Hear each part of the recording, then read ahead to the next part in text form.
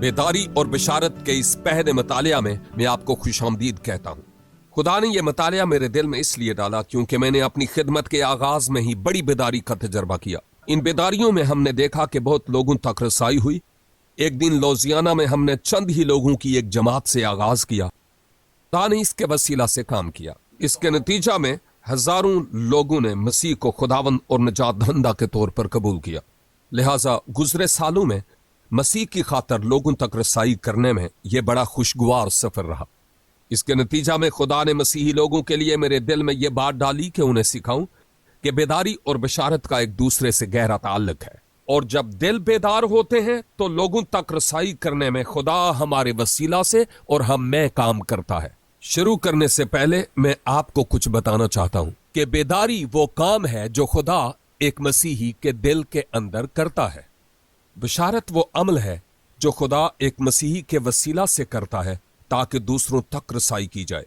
लिहाजा खुदा हम में काम करता है ताकि हमारे वसीला से काम करे। बेदारी बहुत अहम है क्योंकि बेदारी खुदा की हुजूरी को अपनी जिंदगी में महसूस करना है।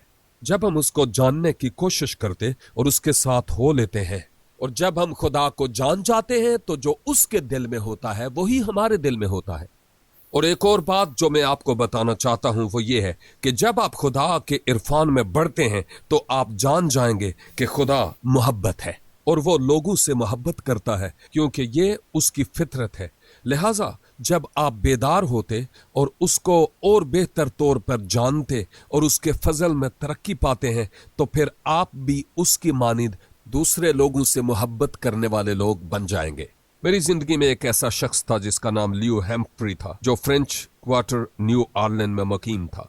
वो न्यू ऑरलीन में सेमिनरी जाने को था और उसका दिल खोए हुए लोगों के लिए धड़कता था।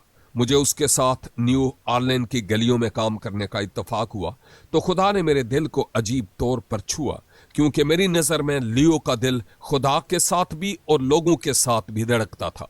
मुझे याद है कि बाहर निकलने से पेशतर हमने दुआ की और लियो लोगों की इतनी फिक्र करता था जितनी कोई भी नहीं करता था। तो बाहर निकलने से पेशतर हमने दुआ की और खुदा ने मेरे दिल को छुआ, क्योंकि जब लियो दुआ करता तो उसके चेहरे से आंसू टपकते हुए जमीन पर आ गिरते।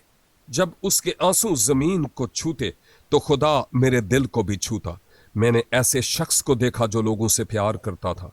यूं खुदा ने मेरे दिल को जिला और लोगों के लिए बोझ बख्शा।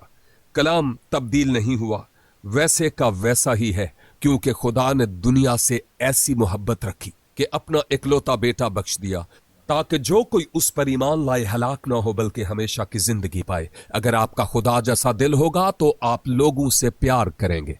मुझे खिदमत में लगभग 40 साल हो गए, लेकिन ज्यादा अरसा नहीं गुजरा कि एक मीटिंग में था जहां कई मुसन्निफीन थे और ये मसीही नहीं थे। हमने कई अमूर पर बात करना थी। इनमें से कुछ तनकीदी रूह रखते और मसीहियत से नफरत करते थे, और कुछ तो ऐसे थे कि जो भी मैं कहता उसकी मुखालफत करते थे। मैं होटल से निकला और अपनी बीवी से कहा वापस नहीं जाऊंगा। उसने कहा क्यों? मैंने कहा मैं इन लोगों को पसंद नहीं करता।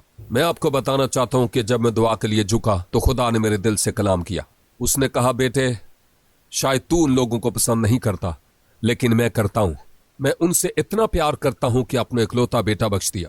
और अब देखते हैं कि बेदारी हमें ऐसे मकाम पर लाती है कि हम वापस आकर ऐसे देखते हैं जैसे वो देखता है।